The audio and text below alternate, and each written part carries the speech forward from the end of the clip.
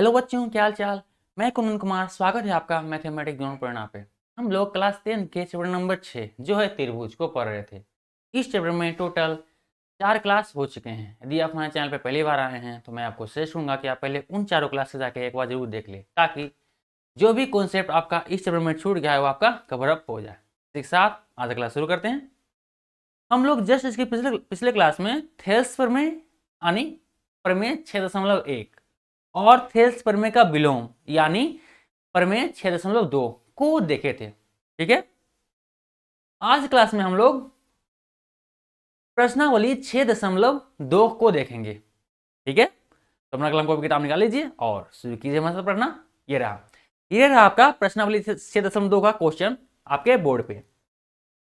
ये रहा, देखिए तो क्वेश्चन नंबर 1 क्या कह रहा है। क्वेश्चन नंबर 1 क्या बता रहा है, आकृति 6.17 में 1 और 2 में डी समांतर है बीसी के, तो एक में ईसी और दूसरा में एडी ज्ञात कीजिए। ठीक है, आपको 1 और 2 ये दोनों आकृतियां दिए गए हैं और बोल रहा है इन दोनों आकृतियों में से पहला में क्या है, ईसी और दूसरा में क्या है, एडी ज्ञात करना है। यहाँ पे किसका इस्तेमाल होगा, थेल्स प्रमेय का, क्योंकि आप लोग थेल्स प्रमेय पढ़ चुके हैं। थेल्स प्रमेय क्या होता है, वो होता है कि यदि किसी त्रिभुज में उस त्रिभुज के एक भुजा के समांतर यदि कोई रेखा खींची जाए और वो रेखा यदि उस त्रिभुज के अन्य दो भुजाओं को काट रही हो तो क्या कह रहा है कि बराबर अनुपात में काटेगा। यदि काट रही हो तो क्या है, बराबर अनुपात में काटेगा। ऐसा नियम है जो हमारा थेल्स प्रमेय का था। ठीक है, अर्थात यदि हम एक को बनाना चाहें तो क्या लिखेंगे, इसमें हम एक को बनाएंगे, क्या लिखेंगे हम, एक को बना लिखेंगे एक, और यहाँ पे लिखेंगे हल। क्या लिखेंगे यहाँ पे, ट्रायंगल ए बी सी में, ए बी सी में क्या दिया गया है कि डी समांतर है बीसी के। ठीक है, डी समांतर है बीसी के। तो थेल्स प्रमेय से क्या होगा, थेल्स प्रमेय से हम लिख सकते हैं, प्रमेय से हम लिख सकते हैं, क्या लिख सकते हैं कि एडी और बीडी का अनुपात, एडी और बीडी का अनुपात बराबर होगा एई और सीई के अनुपात के, एई और सीई के अनुपात के। ये हमारा थेल्स प्रमेय कहता है किसी त्रिभुज में यदि किसी भुजा के समांतर कोई रेखा है और वो रेखा त्रिभुज के अन्य दो भुजाओं को प्रतिच्छेद कर रहा है, तो जो प्रतिच्छेद जो करेगा वो क्या है, हमेशा समान अनुपात में दोनों भुजाओं में करेगा। ठीक है, तो ये समान अनुपात में क्या अनुपात, इसका अनुपात दोनों क्या है, समान है, तो समान अनुपात ही है। ठीक है, मतलब थेल्स प्रमेय से हम यदि त्रिभुज एबीसी में डी समांतर बीसी है तो हम थेल्स प्रमेय का इस्तेमाल करते हुए लिख सकते हैं कि एडी बराबर बीडी और ए बराबर सी, मतलब एडी बीडी का अनुपात ए और सी का अनुपात के बराबर होगा। बस इसे क्या करना है, और क्या है, सारे जो वैल्यू आपको दिया गया है उसका वैल्यू इसमें पुट करना है, जिसका वैल्यू नहीं दिया गया है उसका आपको निकाल लेना है। इसमें देखिए इस आकृति में एडी कितना दिया गया है, 1.5 सेंटीमीटर यानी 1.5 सेंटीमीटर। एडी कितना मान कितना, 1.5 बटे बीडी का मान कितना, इसमें 3 सेंटीमीटर दिया गया है, बीडी का मान 3 सेंटीमीटर बराबर ए का मान कितना है, ए का मान दिया गया 1 सेंटीमीटर, ए का मान 1 सेंटीमीटर, और निकालना क्या आपको क्या है, सी, सी ई। देखिए क्वेश्चन 1 में क्या निकालने, क्या बोल रहा था, इसको भी देख लीजिए थोड़ा सा। क्वेश्चन 1 में क्या कर रहा था, निकालने के लिए आपको ईसी कह रहा था। यहाँ लिख सकते हैं हमको निकालना क्या है, ईसी बराबर क्वेश्चन मार्क, हमको ईसी निकालना है। ध्यान दिए, हाँ ईसी लिखा हुआ है, मतलब देखिए इसको ई सी बोलिए या सी ई बोलिए, भुजा तो वही रहेगा। ठीक है, तो सिंपल क्या है, क्वेश्चन को सारे का नाम रख लेते हैं। अगर ईसी लिखा हुआ है तो यहाँ पे क्या हम ईसी लिख लेते हैं, ई सी। चलिए अब क्या इसको सोल्व करते हैं। सोल्व करने के लिए क्या करना पड़ेगा, सिंपल क्या है, क्रॉस मल्टीप्लाई कर दीजिए इसको, क्रॉस मल्टीप्लाई। ठीक है, चलिए त्रियक गुना, क्रॉस मल्टीप्लाई करने पे यहाँ पे हो जाएगा, यहाँ पे ये आपको हो जाएगा ईसी गुना हो जाएगा 1.5 से, ईसी गुने 1.5 बराबर 3 गुने 1, 3 गुने 1 हो जाएगा। फाइनली आपका ईसी का मान कितना आएगा, ईसी का मान आपका आ जाएगा 3 गुने 1, और ये बटे हो जाएगा 1.5। इधर गुना था ईसी के साथ, इधर आगे भागम हो गया है। इस पॉइंट को यहाँ से हटाइए तो ऊपर जाएगा, नीचे 10 ऊपर हो जाएगा 1 सुनना, क्योंकि 0.1 के बाद था। सिंपल 3 पंतिया 15, 5 दूनी 10, कितना ईसी बराबर 2। यानी हम फाइनली लिख सकते हैं, यहाँ पे हम लिख सकते हैं ईसी का मान कितना है, इसमें आया है ईसी बराबर कितना है, 2 सेंटीमीटर। ये हमारा आंसर हुआ। ठीक है, इसी बराबर हमारा आंसर आ गया। इसी प्रकार क्या है, हम क्वेश्चन नंबर दूसरा के भी देखते हैं। ठीक है, ये हमारा क्वेश्चन नंबर 1 था। ठीक है, ये हमारा क्वेश्चन नंबर 1 हो गया। इसी प्रकार क्वेश्चन नंबर 2 देखते हैं। देखिए क्वेश्चन नंबर 2 में क्या है, 2 का हल में देखिए तो 2 में क्या लिख सकते हैं हम, triangle A D A B C में, A B triangle A B C में, ट्रेंगल ए बी सी में क्या होगा, डी समांतर है बीसी के, तो डी ई समांतर है बीसी के। निकालना क्या हमको, निकालना इसमें है एडी, एडी का आपको ज्ञात करना है, एडी बराबर क्वेश्चन मार्क। चलिए फाइनली यदि ट्रेंगल एबीसी में डी समांतर बीसी लिखा हुआ है तो थेल्स प्रमेय का इस्तेमाल करते हुए, थेल्स प्रमेय मतलब प्रमेय 6.1, थेल्स प्रमेय बोलिए या प्रमेय 6.1 बोलिए, प्रमेय से इसको पढ़ा चुके हैं पिछले क्लास में। तो अगर थेल्स प्रमेय नहीं जानते हैं तो पहले क्या है पिछला क्लास देख लीजिए। बेसिकली थेल्स प्रमेय कहता ये है कि यदि किसी त्रिभुज में एक भुजा के समांतर, मतलब किसी त्रिभुज में 3 भुजा होता है ना, तीनों में से किसी भी एक भुजा के समांतर कोई रेखा यदि है और वो रेखा उसी त्रिभुज के अन्य दो भुजाओं को प्रतिच्छेद नहीं काटती है तो बराबर अनुपात में काटेगी, ये कहता है थेल्स प्रमेय बेसिकली। ठीक है, जैसे कि यहाँ पे इस्तेमाल करेंगे एबीसी है, एबीसी ट्रेंगल है, इसमें क्या है डी समांतर है बीसी, किसका मतलब क्या होगा कि एडी और बीडी इसका अनुपात बराबर होगा एई और सीई के अनुपात के। यहां लिखेंगे क्या लिख सकते हैं, एडी का अनुपात बीडी, यानी एडी बीडी का अनुपात एई और सी के अनुपात के बराबर होना चाहिए। बस इसी का इस्तेमाल करते हुए हम आगे बढ़ेंगे। ठीक है, एडी बराबर क्या कितना यहाँ पे है, एडी बराबर दिया नहीं है, क्या है एडी का, एडी हमारा हो जाएगा यहाँ पे क्योंकि एडी का मान निकालना है हमको। बीडी बराबर कितना दिया गया इसमें देखिए, बीडी बीडी दिया गया है 7.2 सेंटीमीटर, तो 7.2 यहाँ लिखते हैं बराबर, ए का मान कितना है, ए का मान कितना है 1.8, ए का मान है 1.8, और देखिए यहाँ पे आपका सी का मान कितना है 5.4, 5.4। क्या यहाँ पे सोल्व करने क्या है, क्रॉस मल्टीप्लिकेशन यहाँ पे भी कर लीजिए सॉल्व करने के लिए। फाइनली कितना हमारा जाएगा, एडी गुने 5.4 बराबर 1.8 गुने ये हो जाएगा 7.2, सही है। कितना बराबर, फाइनली क्या निकालना हमको, एडी निकालना है। एडी में कितना इधर हो जाएगा 1.8 गुने 7.2, इधर गुना में इधर जाकर बटे में हो जाएगा तो 5.4 इधर गुना बटा में चल गया। ठीक है, अब देखिए इस दशमलव को हटाइए, दशमलव 1 अंक के बाद 2 अंक के बाद 1 अंक 2 अंक नीचे आएगा 2 शून्य, तो सिंपल इसके लिए 1 आएगा, फिर इसके लिए 1 आएगा, सही है। और 1 अंक यहाँ पर भी दशमलव है तो ऊपर जाएगा, तो यहाँ हटाएंगे तो ऊपर चल जाएगा 1 शून्य। फाइनली ये 10 से 10 समाप्त हुआ, और क्या बचा यहाँ पे 18 का 18 से 54, 3 बार में कट गया 54। ठीक है, और शायद 3 बार में ये भी कट जाएगा, 3 24 48 24 72, 24 बार में ये भी अब कट गया 24 बार में। फाइनली कितना आपको मिला, ये फाइनली मिला आपको 24, ये तो 24 मिला यहाँ पे, जो 10 बचा हुआ 10 नीचे आया, इसको लिख सकते, क्या लिख सकते हैं हम 2.4। ठीक है, हम लिख सकते हैं अतः एडी बराबर, एडी बराबर क्या मिला आपको, एडी बराबर कितना मिला 2.4 सेंटीमीटर, ये हमारा आंसर। चलिए इस प्रकार से हमने ईसी का मान और एडी का मान जो हमको इस क्वेश्चन में बोल रहा था उसको हमने निकाल लिया। ठीक है, उम्मीद करते हैं आपको समझ में आया होगा। बस क्या है यहाँ पे थेल्स प्रमेय का इस्तेमाल हुआ है, बस क्या है। ठीक है, इसमें भी क्या है थेल्स प्रमेय का इस्तेमाल हुआ है, और थेल्स प्रमेय आपको पिछले क्लास में हम बता चुके हैं। थेल्स प्रमेय बस कुछ नहीं होता है, थेल्स प्रमेय कहता है कि यदि किसी त्रिभुज में एक त्रिभुज के एक भुजा के समांतर यदि कोई लाइन रेखा खींची जाए और वो रेखा उस त्रिभुज के अन्य दो भुजाओं को यदि प्रतिच्छेद करे या काटे, वही प्रतिच्छेद करना है काटना दोनों ही होता है, तो क्या किसमें काटेगा, वो समान अनुपात में ही काटेगा, ये कंफर्म है, ऐसे बोलता है। ठीक है, तो ये क्या है एबीसी क्या है, डी समांतर बीसी है, तो हमेशा क्या है सेम अनुपात में काटेगा, तो इसी का बोलता है, उसी को लिखे हैं, उसी का इस्तेमाल किए थे का, और इस तरह से हमारा क्वेश्चन सोल्व हो गया। उम्मीद करते हैं आपको समझ में आया होगा। चलिए वीडियो रोकिए, इसको उतार लीजिए, फिर हम अगले क्वेश्चन को बढ़ते हैं। ठीक है, लीजिए उतार लिए, मिटा दी, इसको मिटा के हम अगले क्वेश्चन को बढ़ते हैं। ठीक है।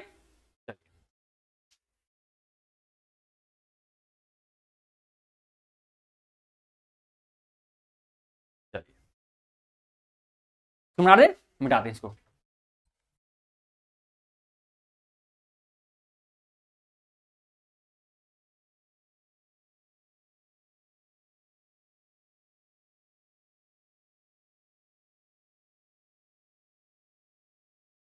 ये हमारा प्रश्नावली 6.2 का क्वेश्चन नंबर 1 हो गया। अब अगला क्वेश्चन देखते हैं, ठीक है। अगला क्वेश्चन हमारा क्या बोलते हैं, देखिए आपके बोर्ड पे ये रहा। देखिए क्या बोल रहा है, बोल रहा है किसी त्रिभुज पी क्यू आर की भुजाएं पी क्यू और पी आर, पी क्यू और पी आर क्रमशः बिंदु ई और एफ स्थित है। निम्नलिखित में से प्रत्येक स्थिति के लिए बताइए कि क्या ई एफ बराबर है क्यू आर के लिए। अर्थात आपको यहां पे क्या है, ये प्रूफ करना है कि इसके त्रिभुज के मतलब प्रिंसिपल पे क्या है, जो ऊपर बोल रहा है पहले उसको देख लीजिए, इसको पहले पढ़ लीजिए, फिर आपको समझ में ज्यादा बेहतर जाएगा। क्या बोल रहा है, पहले क्या है, त्रिभुज पी क्यू आर है। कोई त्रिभुज मान लीजिए, इसको क्या है, एक त्रिभुज यहां पढ़ लेते पहले हम, का नाम क्या है, पी क्यू आर है, पी क्यू आर है, ठीक है। बोल रहा है इस भुजाएं, यहां बोल रहा है कि भुजाएं पी क्यू और पी आर पे क्रमशः ई और ई एफ है। कहीं यहाँ पे ई और एफ है, पी क्यू पी है, पी आर पे एफ है, ठीक है। ये दो बिंदु है भुजाएं पी क्यू और पी आर पे, ठीक है। और बोला निम्नलिखित में से प्रत्येक स्थिति के लिए बताइए कि क्या ई एफ समांतर हुआ क्यू आर के। बोल रहा है इसको यदि मिला दिया जाए तो क्या समांतर होगा क्यू आर के, ये आपको बताना है कि होगा कि नहीं होगा। जो भी स्थिति आपको दिया गया है इस क्वेश्चन में, क्वेश्चन नंबर 1 में दिया गया, देखिए पी का मान दिया गया है, ई क्यू का मान दिया गया है और पी एफ का मान दिया गया, सारे मान दिया गया है। तो ध्यान सिंपल देखिए, ये समांतर होने के लिए आप लोग थेल्स प्रमेय का विलोम आप लोग पढ़े थे, सिंपल थेल्स प्रमेय ही पढ़े थे ना। सिंपल थेल्स प्रमेय का उल्टा ही होता है थेल्स प्रमेय विलोम। तो थेल्स प्रमेय क्या कहता है कि सिंपल एक त्रिभुज में एक भुजा के समांतर यदि कोई रेखा खींची जाए तो रेखा यदि जो अन्य दो भुजाओं को काटेगा उस त्रिभुज का, उसको समानुपाती में काटेगा, मतलब उन दोनों को अनुपात बराबर अनुपात में काटेगा, बेसिकली ये कहता है। थेल्स प्रमेय का उल्टा क्या करता है, उल्टा ये कहता है कि यदि किसी त्रिभुज में कोई रेखा किसी त्रिभुज के दो भुजाओं को यदि बराबर अनुपात में काटे तो वो रेखा जो क्या होगा, तीसरी भुजा के समांतर होगा। ये हमें थेल्स प्रमेय का विलोम कहता है।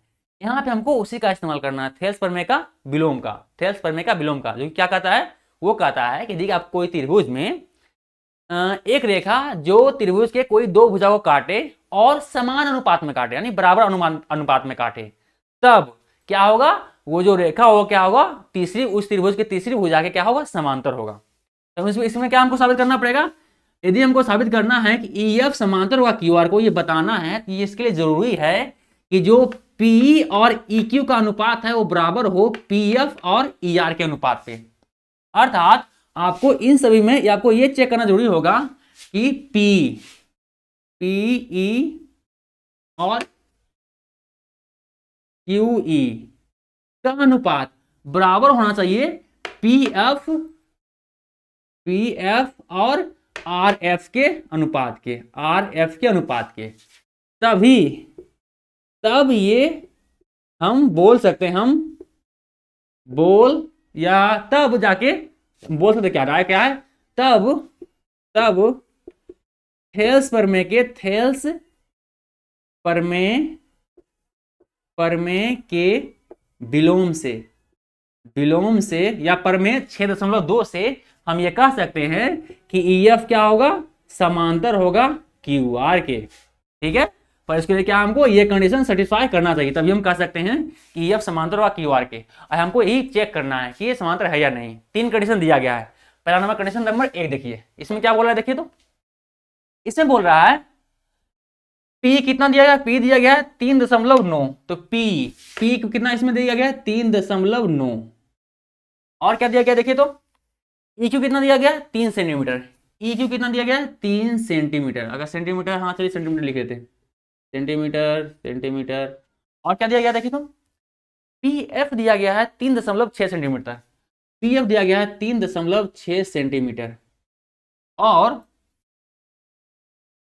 ये FR कितना दिया है, FR दिया गया आपको 2.2 4 सेंटीमीटर।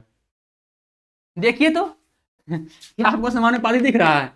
समानुपाती मतलब क्या होगा? यदि यहाँ 5 होता तो इधर भी क्या है, 5 होना चाहिए, इधर 10 है, इधर भी क्या है, 10 होना चाहिए।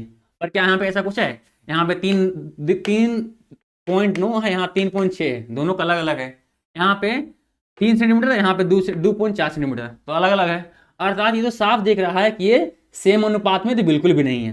अर्थात चलिए शोभा करने के लिखने के लिए क्या हम लिख सकते हैं, कोश प्रश्न के अनुसार, प्रश्नानुसार अनुसार हम बोल सकते हैं, क्या बोल सकते हैं कि 3.9 और ये पी इतना है और क्यू कितना है, 3 सेंटीमीटर, इतना बराबर।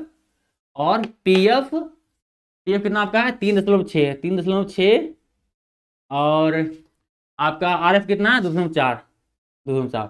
क्या ये इसके बराबर है? क्या इसके बराबर है? अर्थात ये समान अनुपात तो कहीं दिख नहीं रहा है।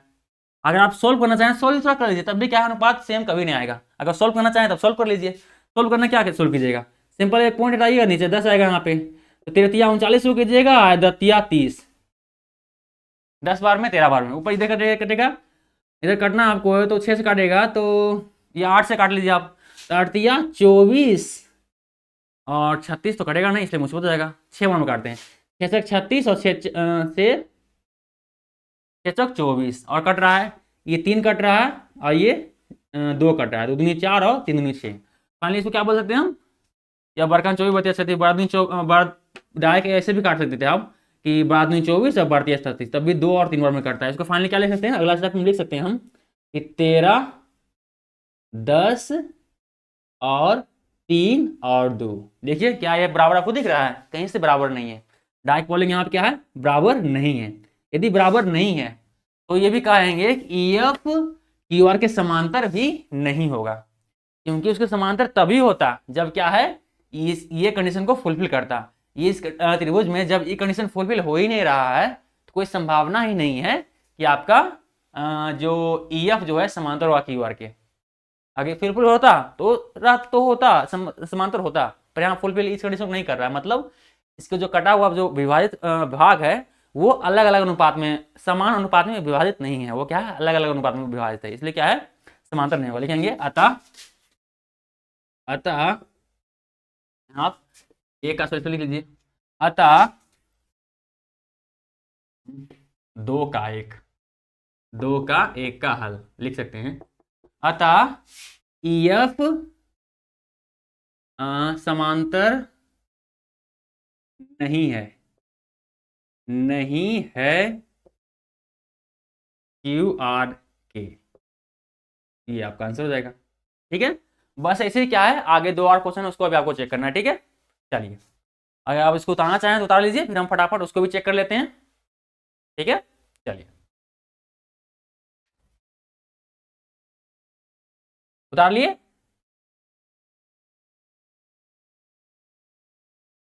चलिए उम्मीद करते हैं इसको उतार लिए होंगे आप। अब क्या कहते हैं, इसको मिटा दें हम। ठीक है, मिटा दें। बेसिकली जो इस क्वेश्चन के लिए है उसको मिटाते हैं सिर्फ हम, और बाकी तो ये सब इस्तेमाल होगा करेगा पिछले क्वेश्चन के वाला, ये तो इतना इस्तेमाल होगा। और इसको मिटा देते हैं हम, इसको मिटा देते हैं, और जो आपका जो मेजरमेंट लिए थे हम लोग, माप जो है उसको मिटा देते हैं। ट्रेंगल सेम ही रहना है, तो क्या है, ट्रेंगल को छोड़ देते हैं। अब अगला क्वेश्चन देखते हैं क्या है। अगला क्वेश्चन देखिए, अगला क्वेश्चन क्या करा है, पी 4 सेंटीमीटर है, QE 4.5 सेंटीमीटर है, PF जो है 8 सेंटीमीटर है, और RF कितना है, 9 सेंटीमीटर है। बस क्या है, सिर्फ मेजरमेंट को चेंज कर दिया गया है। ठीक है, चेंज कर देख लीजिए इसमें, ये कितना है, 4 है, PE 4 है, P कितना है, 4 सेंटीमीटर, ये आपका है 4 सेंटीमीटर। और QE कितना है, QE आपका है 4.5 सेंटीमीटर। इसी प्रकार से आपका PF कितना, PF आपका है 8 सेंटीमीटर, ये आपका है 8 सेंटीमीटर। और RF कितना है, RF आपका है 9 सेंटीमीटर, ये आपका है 9 सेंटीमीटर। सिंपल, इसको भी क्या है, चेक कर लीजिए क्या अनुपात सेम है या नहीं। चलिए यहाँ पे आप 2 का दूसरा नंबर का सॉल्यूशन भी बोल सकते हैं। यहाँ पे क्या हो जाएगा आपका, देखिए तो प्रश्नानुसार, प्रश्नानुसार यानी प्रश्न के अनुसार, या प्रश्न से भी बोल सकते हैं। क्या बोल सकते हैं आप, ये बराबर होना चाहिए तभी समांतर होगा। तो देखिए P QE बराबर PF और RF, देखिए तो ये बराबर है, पी एफ कितना हमारा है यहाँ पे, पी कितना देखिए तो, पी ई कितना है 4 सेंटीमीटर, पी कितना है 4 सेंटीमीटर, क्यू ई कितना है 4.5 सेंटीमीटर, बराबर पी एफ कितना है 8 सेंटीमीटर और आर एफ कितना है 9 सेंटीमीटर। चलिए कटता काट दीजिए, वो ऊपर जाएगा एक शून्य जाएगा, तो एक शून्य जाएगा ऊपर क्योंकि एक अंक बाद है। फाइनली कितना हो जाएगा आपका, ये कटना है काट दीजिए, 8 चौक 8 बजे 40 और 9 बजे 45। फाइनली कितना हो जाएगा आपका, अगला स्टेप जो होगा आपका क्या होगा आपका, वो होगा आपका 8/9 बराबर 8/9। देखिए इसमें क्या है, जो पी, जो आपका ये पी है, पी ई क्यू का अनुपात बराबर है पी एफ और आर एफ के अनुपात के। इस कंडीशन में, इस कंडीशन में देखिए क्या है, 8/9 8/9 दोनों का अनुपात क्या है, देखिए बराबर है। अर्थात हम ये बोल सकते हैं इस कंडीशन को क्या है कि ई एफ क्या होगा, क्यू आर के समांतर होगा। तो हम यानी दूसरे नंबर कंडीशन के लिए हम बोल सकते हैं, क्या बोल सकते हैं कि अतः ई एफ समांतर क्यू आर, ई एफ समांतर क्यू आर होगा या है, ये चलिए आंसर हमारा रहा। ठीक है, इस तरह से आप आंसर लिख सकते हैं।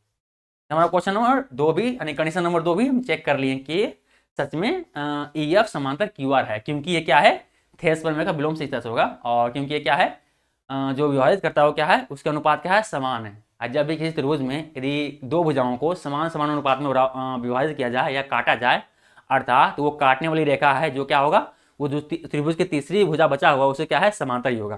तो ये जो ये दोनों रेखा क्या है, कट रहा है, जो ये तीसरी भुजा है उसके समांतर होगा ये, तो ये ठीक है।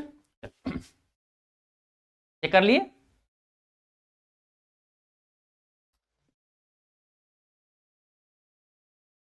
उम्मीद करते हैं आप लोग इसको उतार लिए होंगे। अब क्या है, हम अगले क्वेश्चन देखते हैं। क्वेश्चन नंबर 3 देखिए क्या हो रहा है। क्वेश्चन नंबर 3 भी वही है लगभग, है पी क्यू बोल दिया ना सारा, इसलिए कोई दिक्कत नहीं, काम हो जाएगा हमारा। देखिए क्या बोला गया इसमें, मिटा दें इसको ताकि हम अगले क्वेश्चन को कर पाए। इसमें आपको क्या मेजरमेंट मिटाते हैं, मेजरमेंट भी मिटा देते हैं इसका, ये मिट जाएगा यहाँ पे, ये भी मिट जाएगा और ये भी मिटेगा।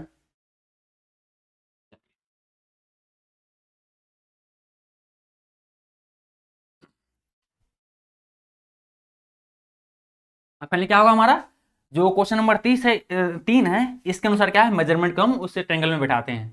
पी क्यू कितना है 1.28, पी क्यू जो आपका है, जो देखिए इसमें क्या है, सिंपल पी नहीं दे रखा है, इसमें क्या है डायरेक्ट पी क्यू दे रखा है। ठीक है, क्या रखा दे दिया है, पी क्यू दे दिया गया है। पी क्यू कितना दिया गया, पी क्यू आपको यहाँ से डायरेक्ट यहाँ की लंबाई दिया गया है, जो कितना है आपका पी क्यू दिया गया है 1.28 सेंटीमीटर। ठीक है, और इसकी प्रकार क्या है, पी आर की लंबाई दिया गया क्या, नहीं है, पी आर का लंबाई इसी प्रकार से दिया गया है, यहाँ से यहाँ तक की लंबाई दिया गया, कितना दिया गया आपको, ये दिया गया है 2.56 सेंटीमीटर। इसका नाम क्या हो जाएगा, पी आर। और कुछ दे लिया क्या, और ये दिया गया क्या है, पी दिया गया है, पीई दिया है, कितना दिया गया, पी देखिए 0.18 सेंटीमीटर। ठीक है, और इधर क्या दिया गया, पी एफ दिया गया, हाँ देखिए तो पी एफ दिया गया कितना है 0.36, ये पी एफ दिया गया 0.36 सेंटीमीटर। अब ध्यान दीजिए, ये पूरा भुजा दिया गया है, इस भुजा का जो आधा कटा है दोनों, इसमें पूरा भुजा दिया गया है। अब बोल गया है इसको, इस भुजा को बीच से मतलब या कहीं से काटे हैं, दो भागों में काटने हैं, बराबर भागों में काटने हैं, बड़ा छोटा ये हो सकता है, पर क्या है दो भाग में हम काटे हैं। इसमें क्या है, दो भागों में से एक भाग दिया गया है और पूरा भाग भी दिया गया है।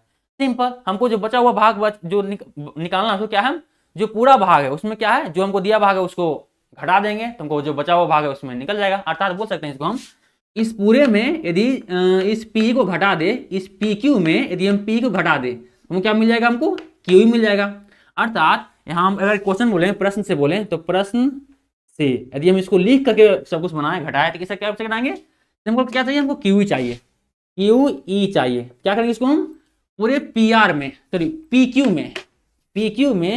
क्यू में माइनस कर देंगे, किसको कर देंगे, पी को माइनस कर देंगे। फाइनली हमको मिलेगा, हमको मिल जाएगा पी क्यू कितना हमारा है, दिया गया है 1.28 माइनस पी कितना आपका है 0.18। फाइनली कितना मिल गया हमका, ये हमको मिलेगा ये एक एक कटा 0 तो 1.10 इतना सेंटीमीटर मिल जाएगा। यहाँ क्या मिला हमको, ये मिला हमको क्यू ई प्राप्त हो गया। इसी प्रकार क्या हमको RF पता कर लेंगे हम लोग। सिंपल क्या है, हमको दिया गया कितना, हमको निकालना है RF पता करना है, RF पता करना है। तो दिया गया क्या, हमको PR दिया गया है। तो सिंपल क्या है, इस PR पूरे में से जो दिया गया उसमें से जो क्या है, जो एगो छोटा भाग दिया गया आपको, छोटा भाग कितना दिया गया, PF दिया गया, कितना है 0.3, 0. सॉरी नाम पहले क्या है, PF के आगे वैल्यू रखते हैं। PR कितना आपका है, PR आपका है 2.56 माइनस PF कितना है 0.36, 0.36 घटा कितना आएगा आपका, ये घटा आएगा 2.2 और ये 0 आएगा, इतना सेंटीमीटर। यानी बोल सकते हैं RF कितना है आपका 2.2 सेंटीमीटर। तो हम बोल सकते हैं यहाँ पे क्या है, इसको क्या लिख सकते हैं हम, क्यू का मान कितना हम लाए हैं, क्यू का मान 1.10 सेंटीमीटर। और आपका ये कितना आ गया, RF का वैल्यू कितना आ गया 2.20 सेंटीमीटर। हालांकि इतना करने की जरूरत था नहीं, बस क्या थोड़ा समझाने के लिए क्या है एक प्रॉपर लिख दी हम, ठीक है। ऐसे इतना चाम करने की जरूरत नहीं है। सब क्वेश्चन क्या है, एक नंबर या एक ही नंबर में बेकर गए सब क्वेश्चन। तो देखते हैं फटाफट यहीं पे सब कैलकुलेशन कर लेना है, हाँ ये सब लिखना होना कुछ नहीं है, ठीक है। हम आपको समझाने के लिए बस यहाँ पे लिख दिए, ठीक है। और समझाने के लिए हर एक चीज़ को सोच रहे हैं कि हर एक चीज़ को बताते हुए चले, ताकि जो जिनको आता है उनको ठीक है, कोई दिक्कत नहीं होगा, आराम से समझ जाएंगे। पर जिनको नहीं आता है उसको भी अच्छा समझ में आएगा, मतलब जो नॉर्मल स्टूडेंट है उनको भी थोड़ा सा अच्छा समझ में आएगा, और जो ब्रिलियंट है उनको तो समझ में आएगा ही, ठीक है। चलिए अगला क्या करना है हमको, सिंपल चेक करना है कि EF समांतर है या QR के समांतर है या नहीं। उसके लिए क्या चाहिए हमको, उसके लिए हमको ये कंडीशन फुलफिल होना चाहिए। मतलब EF जो काट रहा है जिस अनुपात में दोनों भुजाओं को, तो दोनों भुजाओं का अनुपात क्या है, बराबर होना चाहिए। चलिए चेक कर लेते हैं, इसको चेक कर लेते हैं। P कितना आपको दिया है, P आपको दिया गया है 0.18 बटे QE कितना दिया गया, QE आपको दिया गया है 1.10 बराबर। ये PF कितना गया, PF आपको दिया गया है 0.36 और आपको RF कितना दिया गया है 2.20। सारे वैल्यू कर दिए, देखने बराबर है या नहीं चेक करते हैं। 2 अंक के बाद है, 2 अंक के बाद है, ये तो समाप्त हो जाएगा। ये भी 2 अंक के बाद है, ये भी 2 अंक के बाद है। सिंपल, नीचे 100 आएगा, नीचे भी 100 कट जाएगा, यहाँ पे 100 आएगा, 100 आएगा कट जाएगा, ऊपर नीचे 100 आएगा कट जाएगा, तो पूरा तो डायरेक्ट हटा दिए, ठीक है। अब कितना फाइनली आ गया, इसको हम लिख सकते हैं, अगर साफ से लिखना चाहें तो 18/110, इधर लिखेंगे हम 36/220। लग तो रहा है कि हाँ कट रहा है, सेम अनुपात में है, देख के ही लग रहा है, पर फिर भी क्या थोड़ा सा और काट लेते हैं थोड़ा सा। ये काटेंगे 9 बार में, ये कटेगा कितना 55 बार में, और ये कटेगा 9 चौक 36 और 4 में कटेगा तो 5 चौक 20, 5 चौक 20 55।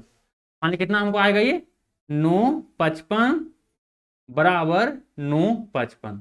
देखिए अनुपात क्या है 955, 955 दोनों का अनुपात क्या है, बराबर है। अर्थात हम बोल सकते हैं, क्या बोल सकते हैं कि थेल्स प्रमेय के विलोम से क्या बोल सकते हैं कि EF समांतर होगा QR के, क्योंकि हमको ये कंडीशन हमको फुलफिल कर दिया।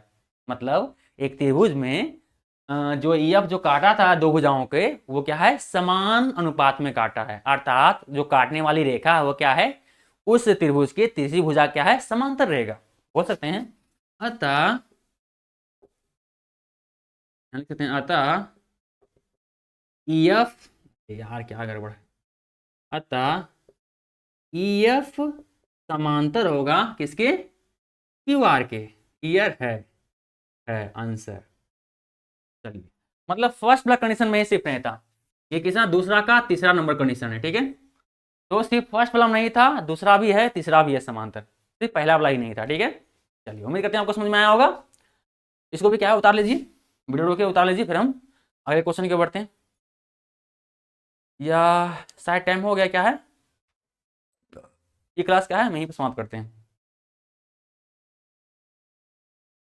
चलिए उतार लिया आप लोग, चलिए उम्मीद करते हैं आप लोग वीडियो रोक करके इसको उतार लिएंगे, ठीक है। तो आज क्लास यहीं पे समाप्त करते हैं। यदि हमारा प्रयास आपको अच्छा लगे, हम लोग समझाते हैं, आपको समझ में आता है, तो प्लीज़ हमारे वीडियो को लाइक तथा हमारे चैनल को सब्सक्राइब जरूर करें, ताकि ऐसे ही क्लास आगे भी लेने का हमें मोटिवेशन मिले। तो पढ़ते रहिए इसी प्रकार से, और मिलते हैं अगले क्लास में, तब तक के लिए बाय बाय।